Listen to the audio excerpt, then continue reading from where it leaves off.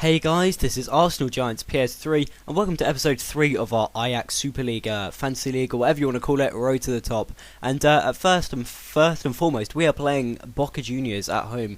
A pretty prestigious team, although they've seen better days. Obviously, Riquelme has finally retired, I think.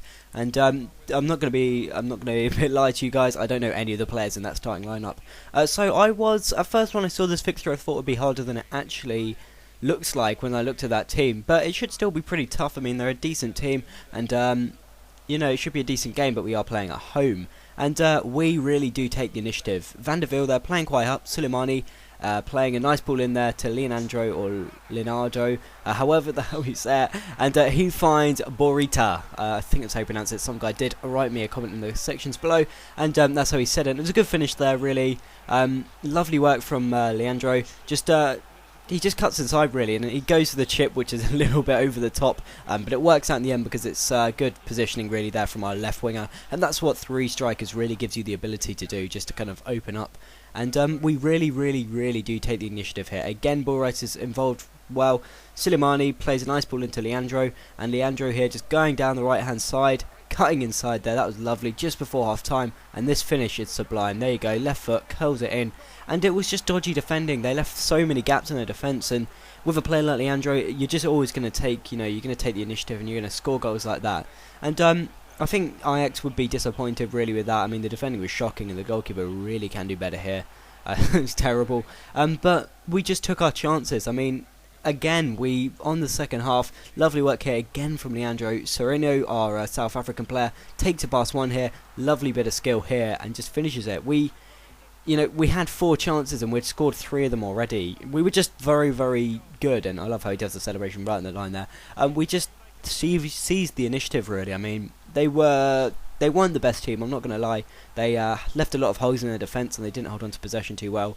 But they weren't really the worst. But I mean, look at this. It was our counter-attacks which made the goals. And again, Leandro involved Suleimani. Lovely ball to Leandro, and this is exquisite. Just a lovely little chip here. And it finds the right-hand side of the corner of the goal. He was on top for Leandro, and that was quite a fine goal there from him. And I was just, again, we were just taking all our chances. This was obviously a bit cocky from me, a little bit of a Tyler shot, really.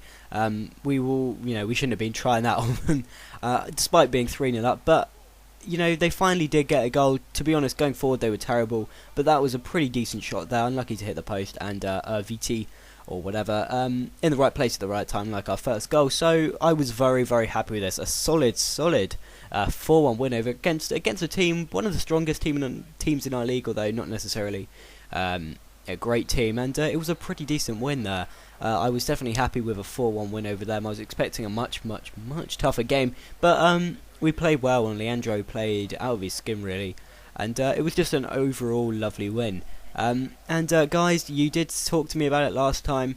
Hang on, actually no, I'll get my times right. First off, Christian Eriksen has pulled a muscle for 3 weeks, so we're not going to miss him too much.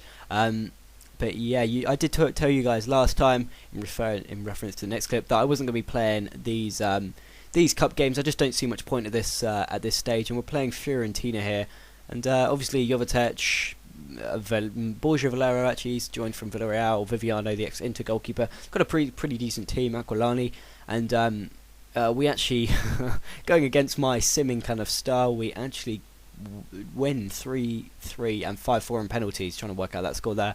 And luckily no one got injured, I don't think. Couple of yellow cards, so it was a pretty decent result in the end actually, despite the fact that I don't give a shit about that cup. But I spoke to you guys last time, and you didn't seem that bothered. You said, John Guidetti is a fine player, and you wouldn't really mind if I used him. So we are going to sign him, despite the fact he played for Feyenoord in 2012.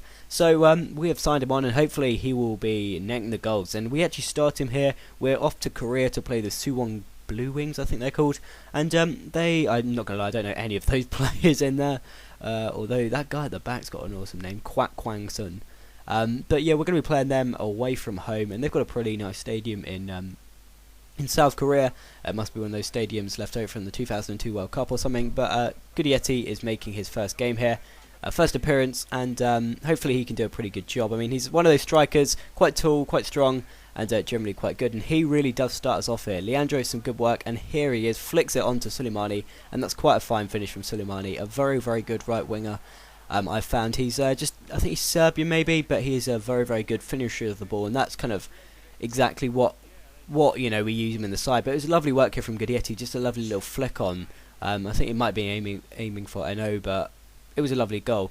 But I was quite surprised. These guys had a lot of fight in them. Radojic here beats Moisander and finds a pretty easy finish in the middle there for Seo Jung-jin.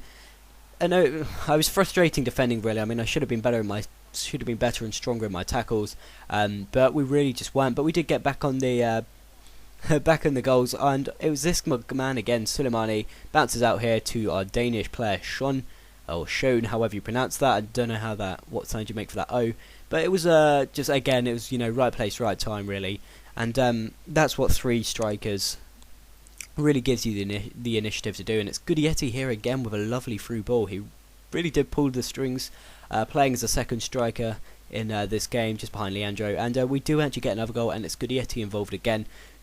Atrocious defending here. Guidetti wins it, plays in Sean, and another lovely goal from him. There we go. Right foot finish, bottom right hand side corner. The keeper had no chance.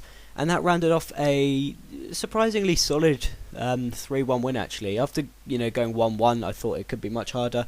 We could be making making it a lot harder than we needed to anyway for us. But that really wasn't the case in the end. Overall, we took our chances and we won a game we really should have won. So I was happy with that result, and that's going to lead us. We still unbeaten. We're still yet to drop points actually in this league, which is always a nice string of results to get the season started. So as you can see, we are top of the league, 3 points clear of Hamburg, who are our nearest rivals, and that game should definitely be good. Also, Al Hilal doing surprisingly well there, 12 points as well, along with Sporting Lisbon. So it was looking quite surprising. And at the bottom we have Shamrock Rovers, Malmo from Sweden. And whatever the other team was, I think it was Colorado Rapids. And now we're going to go through the other league. Schalke are top of League 1 with 13 points, with Spurs and Newcastle not too far behind. And at the bottom we have Standard Liège from Belgium. That's disappointing for them. And the New York Red Bulls and Panathinaikos as well, doing quite shockingly. Sevilla starting to pull themselves up. And in the Championship, I was quite surprised Lille are top and Liverpool not far behind. Milan and Valencia looking good. Not too sure what other English teams. Celtic are in 17th, and at the bottom we have Jeonbuk from Korea. So not looking too great for the Korean side. And in the Premier League, after 2 games, we have at the top, when I flick over, I don't know what I'm doing, we have Chelsea. It's Kings of Europe, living up to their name there. Real Madrid and PSG not doing too bad. Inter doing surprisingly well, and Benfica, that's pretty impressive. Although remember, this is only 2 games. Manchester United are yet to win, and at the bottom, Olympique Lyon are having a tough time. So thanks guys for watching. Sorry if this was a slightly fractured episode, and I will see you guys later.